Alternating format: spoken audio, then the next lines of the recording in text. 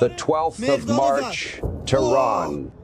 The capital is on edge. For the first time since the assassination of his father, Iran's new supreme leader, Mojtaba Khamenei, addresses the nation. But he doesn't appear on screen, just a voice, a recording cold, controlled yet. In just a few minutes of audio, Tehran signaled a major strategic shift to Washington and Tel Aviv. Khamenei laid out 5 non-negotiable demands. 1, full war reparations from the United States and Israel. 2, the closure of the Strait of Hormuz. 3, retaliatory strikes against enemy assets. 4, continued attacks on U.S. bases across the Middle East. 5, a demand that neighboring states expel American forces. On the surface, these are aggressive demands, maximalist, escalatory. But the real story isn't in what he said, it's in what he didn't say. Throughout the entire address, the word nuclear never appeared, not once. This was no accident. For more than 2 decades, Iran's nuclear program has been the central axis of its conflict with the West, sanctions, sabotage, and the ever-present threat of war. In 2015, the nuclear agreement, the Joint Comprehensive Plan of Action, was supposed to resolve the crisis. Then Washington walked away, and the door slammed shut.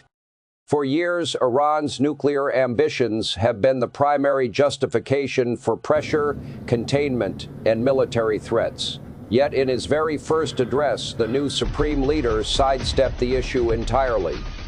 In diplomacy, silence is often louder than rhetoric. Reparations, negotiable, closing Hormuz, a tactical lever, striking bases, a bargaining chip.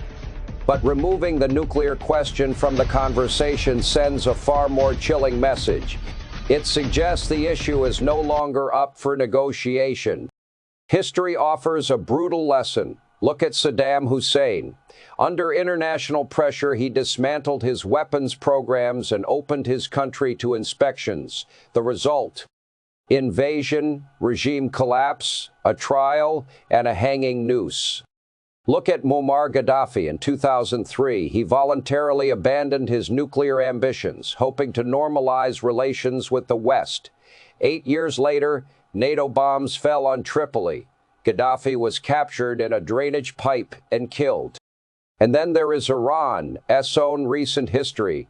Ali Khamenei spent decades negotiating with the United States over Iran's nuclear program. Where did it lead? In February 2026, a U.S. strike ended his life. Now compare those outcomes with Jong Un and North Korea, a heavily sanctioned state diplomatically isolated, yet armed with nuclear weapons. And because of that deterrent, the regime still stands. For the clerics in Tehran, these are not distant historical examples. They are a survival manual. If the nuclear option is no longer negotiable, then Iran's new strategy becomes clear. This will not be a short war. It will be a war of attrition. By threatening to close Hormuz, targeting energy infrastructure, and expanding the battlefield across the Middle East, Tehran is raising the stakes to a global level. This is no longer just a regional conflict. Energy flows, shipping lanes, critical infrastructure. Every node of the global economy becomes a potential target. Mojtaba Khamenei never needed to show his face.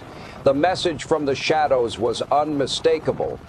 The nuclear door is closed, the energy war has begun, and the Middle East battlefield is about to grow much larger.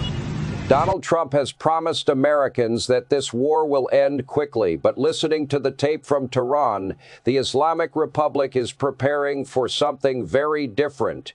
Not a sprint, a marathon. This is World Really Works. I'm Daniel Wright. See you next time.